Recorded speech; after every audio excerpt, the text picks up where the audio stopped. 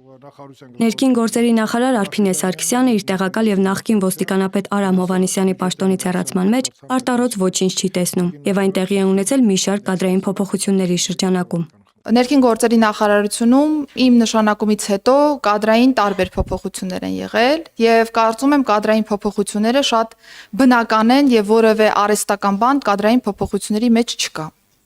Եվ կադրային փոփոխությունները գալիս են ինչ որտեղ նաև օգնելու, որ մենք նոր հայացքով, նոր մոտեցմամբ նայենք այն հարցերին, որոնց որ տարիներ շարունակ կարող ենք մեկ այլ հայացքով նայել բնականորեն։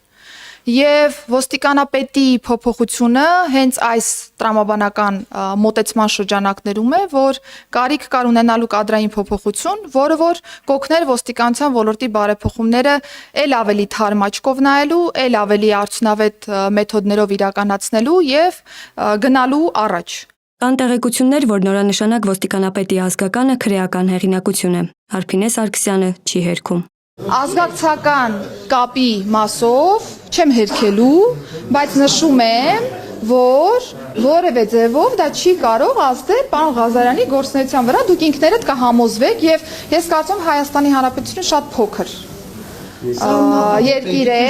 եւ բոլորը գրողի ազգականը ոստիկանապետը կարող ենք ունենալ այս կամ այն շփումները, կարող ենք ունենալ տարբեր ազգականներ, բայց կոնկրետ պաշտոնում հստակ անձ ունի առաքելություն եւ եթե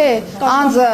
իր մարդկային եւ ծառայողական որակներով կարող է անկաշկանդ իրականացնել ոստիկանապետի արչեւ դրված խնդիրները, ես որևէ խնդիր չեմ տեսնում այդ առումով։ Նրա խոսքով 2024-ին եւ այս տարվա 5 ամիսներին նախարարության 27 աշխատակից է հեռացվել թմրանյութ օգտագործելու համար։ Ավտովթարները 1 տարում պակասել են 299-ով, զոհերը 45-ով, վիրավորները 421-ով։ Լրագրողների արտաքին սպառնալիքների վերաբերյալ հարցերին էլ պատասխանել է զինված ուժերի գլխավոր շտաբի պետ Էդվարդ Ասրյանը։ Արդյոք ադրբեջանական կողմից սադրիչ գործողություններ լինում են հարցին, Ասրյանն արձագանքել է, գլխավոր շտաբը դրանց ուշադրություն չի դարձնում, քանի որ նպատակը հայկական կողմի նկատմամբ ճնշում գործադրելն է։ Միանշանակ ադրբեջանական կողմը կպատճառաբանի, որ ինքը չէ, բայց իրականում իրենք են, այո։ Իսկ նպատակները, որ տալիս եք նպատակներ, ու առաջին կարակող կողմը ավելի լավ կիմանա իր նպատակները։ Իսկ մեր Իսկ մեր գնահատականով նպատակները միանշանակ, եթե հակառակ կողմից կարակոսներ են արձակում, դրանք եւ մեր զինծառայողների վրա հոգեբանական ճնշում գործադրելու, սահմանային բնակչության վրա նույնպես ճնշում գործադրելու, բայց փաստն այն է, որ մենք դրան ուշադրություն չենք դարձնում, շարունակում ենք մեր բնականոն ծառայությունը։ Վարչապետի պատերազմ չի լինելու այլ խաղաղություն վստահեցման առիթով գեներալ լեյտենանտ Ասրյանն ընդգծել է Նիկոլ Փաշինյանը զինված ուժերի գերագույն գլխավոր հրամանատարն է եւ նրա խոսքը պետք է ընկալել առանց կասկածի։ Հայաստանի Հանրապետության վարչապետը հանդիսանում է նաեւ ի պաշտոն է զինված ուժերի համար գերագույն հրամանատար,